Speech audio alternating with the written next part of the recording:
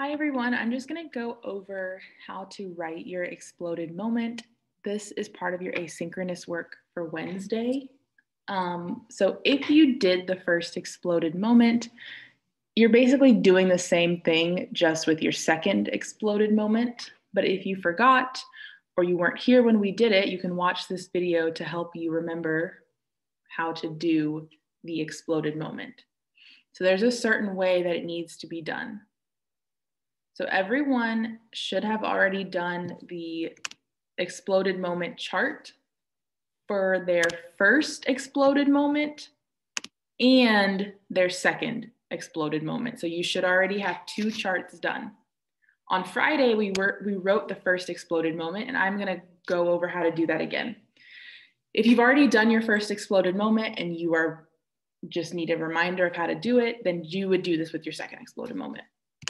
But first, let's really quickly go over the document. So this document, which is called end of module task, is your end of module task. And there's a lot on here when you first open it. So I'm just going to go through it really quickly. So it says, before you do anything else, read these directions. This document will be used to write your entire story, but you will only do certain parts of it at a time. Do not do any part that has not been assigned yet. So today, you should be done with your first exploded moment, and then you're going to write your second exploded moment. I then said, when I grade these, I will only be grading what is due for that day. So for example, on Friday, the first exploded moment is due. So that is all you are required to do. You will still turn in the assignment, even though you have only done part of it.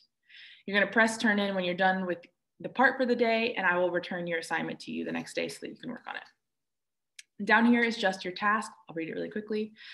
Imagine your character is in danger and write a narrative story about your survival. Follow the steps and use a mountain chart to plan out your story. Include specific sensory details and descriptive snapshots and thought shots to help your story come alive for the reader. Bring your story to a natural conclusion that makes sense for the reader. What you have to do is write a narrative about an imagined situation, include 2 exploded moments, incorporate sensory details to make a story seem believable, and incorporate dialogue to reveal the attitude of a character and punctuate it correctly, and then revise and edit. Okay? Down here is where you actually write your story. So you have an empty space that just says names. That's where you're going to put your name. And then you have the introduction. We have not written that yet, so you are not writing this. Then you have your first exploded moment and your second exploded moment. Now there's actually a typo, of course, where the second exploded moment says first, but it really just should say second. Okay, so first exploded moment, second exploded moment. I'm going to go over how to do the first exploded moment, but you can use this video for either one. So what I find easiest to do is to open up your chart that you made for your first exploded moment. It looks like this. And you can go ahead and pause the video if you need to take a minute to open it, but I'm going to keep going. And what I think is easiest is just to take everything that's in your chart and copy and paste it. So how you copy and paste is you click at the end of the sentence and drag it all the way over so that what you want to be copied is blue. And then you're going to right click, select copy, and then come over to your end of module task, click where it says type your first exploded moment here, right click and paste. I'll do that one more time and then I'm just going to really quickly do the rest of it. So you're going to click and drag so that everything you want to be copied is blue, or I think on some computers, maybe gray. Right click, click copy, come over to your end of module task, right click, and paste. I'm gonna do that for the rest of my story really quickly.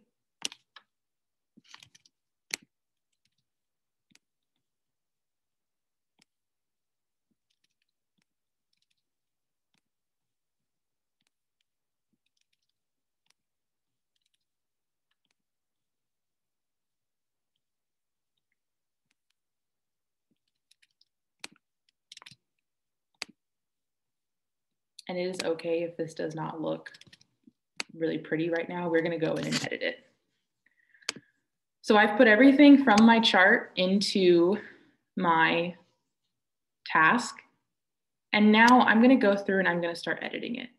So when we're editing, we're just making our writing sound better. We're taking out things that we don't need. We're adding things to make our writing stronger. That's what we do when we edit. So the first thing that I'm going to do is I'm going to read through this and I'm going to decide, well, what can I cut out? What do I not need in my story? Mom's car is small and Tippy is inside of her carrier. The carrier is also small but has a blanket and toys inside. It is sunny outside but cold. I don't really think I need this part that says it is sunny outside but cold, because my setting, like the weather, has nothing to do with my story.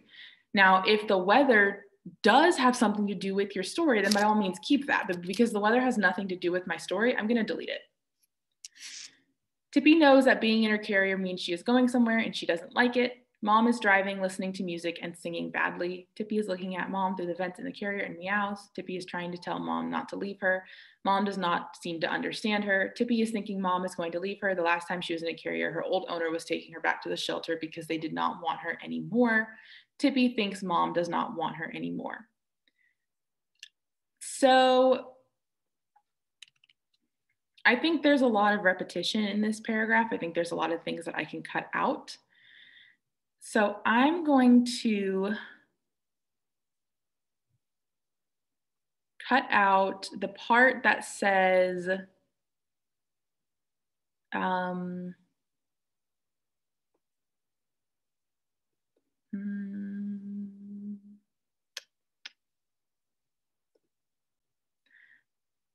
going to cut out the part that says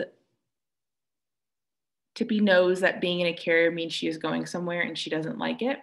Because down here, we already say the last time she was in a carrier, her old owner was taking her back to the shelter because they did not want her anymore. So your audience can infer that she doesn't like being in the carrier because the last time she was in a carrier, she was being taken back to the shelter. So we don't really need this up here. I'm going to delete that. And I think I'm going to move on to the next paragraph, but we can come back and delete stuff later. Mom is thinking that she hopes Tippy will be okay. Mom wants the vet to make Tippy feel better. I can describe the interior of the car. I can describe the interior and the scent of Mom's car using sensory details. Now, I don't need that because that was just me answering a question, but I'm not actually going to put that in my story. Mom's fruit salad car makes Tippy wonder how she got the car smelling like a smoothie. Tippy sees an orange tree hanging in the rear view window of Mom's car. Because Tippy has superior smelling skills, she knows the tree is what makes Mom's car smell like that. Now, this is fine. This has a lot of sensory details and figurative language, but it's not really relevant to my story. If you are writing a longer story, yeah, definitely keep this in there because it would help add more details to your story and it would take up space. But because we're writing a shorter story, we don't need a bunch of unnecessary detail. If the way that Mom's car had something to do with the plot of the story, yeah, it would make sense to keep it, but it never gets mentioned again, so we'll cut that out. And then the last sentence says, Mom's singing sounds like a dying bird. I'm gonna cut out the word here because I don't want that in my story. Mom's car is a sad shade of gray on the inside, which is like a mirror for Tippy's feelings. I'm gonna go through again. I think I'm going to delete this sentence right here because I already have a metaphor or figurative language at the bottom where I already talked about how bad my singing is. So I'm going to cut out that sentence. All right, so now I'm going to go through and I'm going to start adding to this part of my story to make it sound better. So Mom's car is small and Tippy is inside of her carrier. The carrier is also small, but has a blanket and toys inside. Like, that's fine, but it's a little bit boring. So I'm going to change this to Tippy's cramped carrier inside of Mom's tiny car feels suffocating. Because now what we're doing is we are explaining how the setting affects the character. The car might be small and Tippy's carrier might be small, but that doesn't really tell us how that setting affects Tippy. Now we know that because her carrier is small and Mom's car is small, Tippy just feels really suffocated and like she doesn't want to be there. So I'm going to put this new sentence here and I'm actually going to delete this because I don't need it anymore. So when you're editing, a lot of what you're doing is looking at what you already have and how can you make it sound better. And sometimes that means retyping the whole thing and then deleting the old stuff, and that's fine. So now let's talk a little bit about Mom. So we know that Mom sings really badly. So I'm going to actually move this sentence up here. I'm going to copy that. And then I'm going to paste it up here just to give a little bit more detail about mom a little bit earlier on. So mom singing sounds like a dying bird. And because I really haven't said anything else, I'm going to add some more details. I'm going to say mom is driving.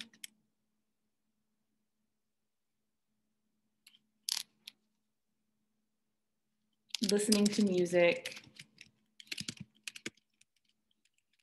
and singing like a dying bird. So now we have some figurative language.